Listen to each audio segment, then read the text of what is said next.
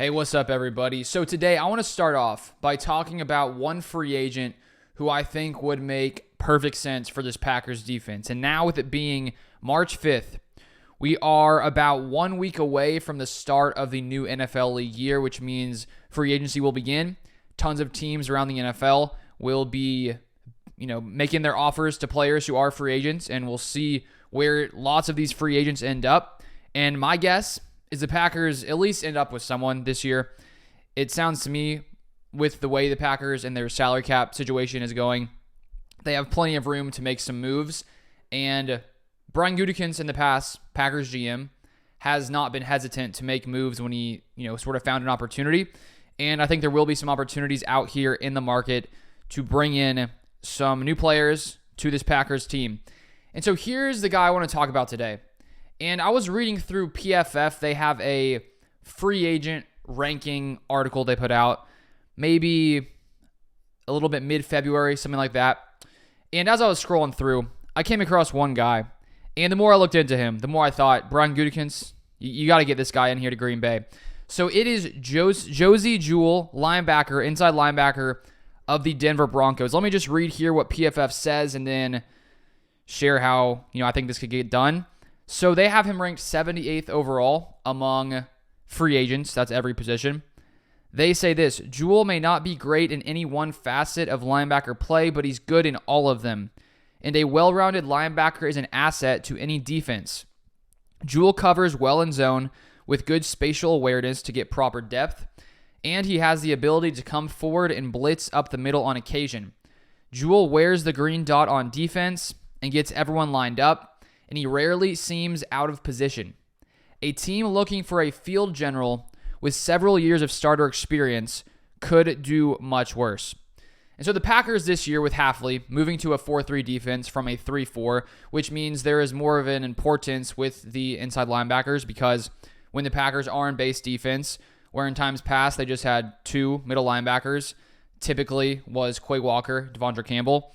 And when Campbell went down last year, spent some time dealing with injuries, Isaiah McDuffie came in and played alongside Quay Walker. And so now going to 4-3 in that base defense, which isn't going to happen probably a majority of the time, considering the Packers. I mean, the NFL is a league now where there's just tons of nickel defense played. So they bring in another defensive back there in the slot. And so that, but still in the base defense, the Packers are going to need three inside linebackers. And when we look at the Packers situation, Quay Walker no doubt going to be there, Isaiah McDuffie as well. But Devondre Campbell could potentially be released. It's not a given, but it's a possibility. Only because if the Packers decide to release Devondre Campbell, who is going to be 31 years old when next season starts, if they release him as a post-June 1st cut, they'll save a little more than $10 million against the cap, and Campbell will count $3.6 million as a dead cap hit against Packers cap if he is released. And so if we look at Jewell, he is currently 29 years old. Just turned 29 maybe a couple months ago.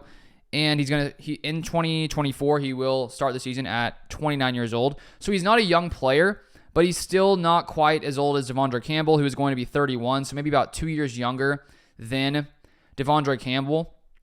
And when you look at Josey Jewell, his time in the NFL, he was drafted back in 2018 by the Broncos, round 4. And he spent 2018 through 2023 with the Denver Broncos. And in all those years, he was a pretty solid linebacker. His rookie year, I'm looking at PFF grades, which I like to look at just to get a general idea of players. But his first season, 61.7 grade, that's not great. But outside of that, the lowest grade he's had is 67.2. If you look at 2019 through 2023, I'll read through the grades: 68.4, 68.1, 83.5, 71.7, 67.2. So he's a pretty consistent player, just as PFF noted.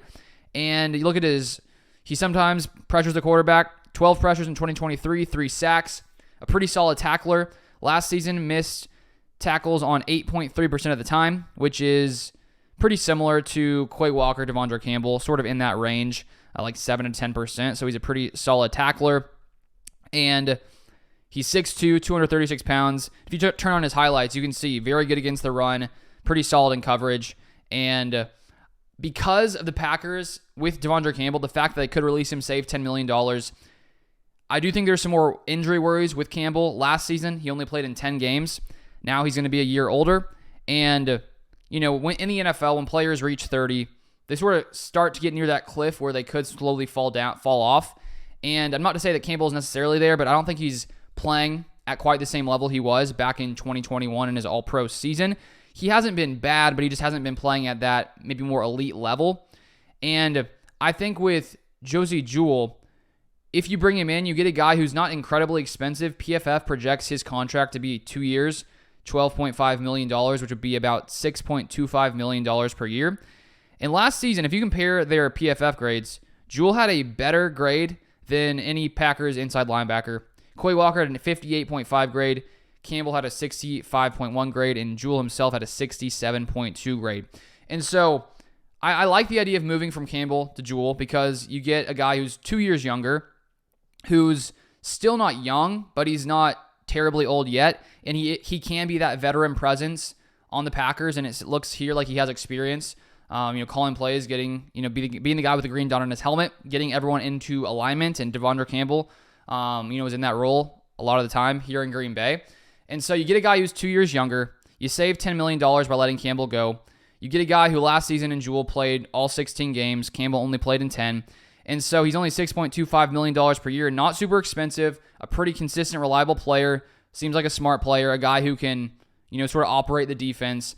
And I think that when you think about the fact that the Packers are going to have a new scheme here with Jeff Hafley, you might as well bring in a guy who's new to come in at linebacker. And then let's say year one, they get a grasp of the offense or defense. Year two, typically in most schemes, of course, these guys who are there for a year have a better understanding of exactly what's being asked of them. And so for Devondre Campbell, he's going to be a year older after next season. And who knows, let's say he played this year with the Packers. They could release him next year. The Packers may need to make some moves at inside linebacker next offseason anyways. And so might as well, in my opinion, bring in Jewell, sign him for similar to what PFF projects, $6.25 million a year.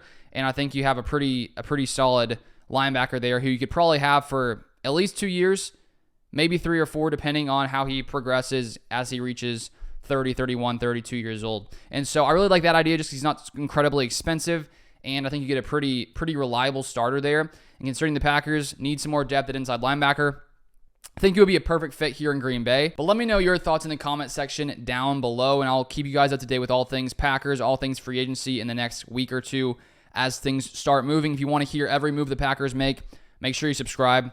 Turn on the post notifications so that way anytime I put out a video, you'll get notified right away if you have those post notifications on. But thank you for watching, and I'll see you guys next time.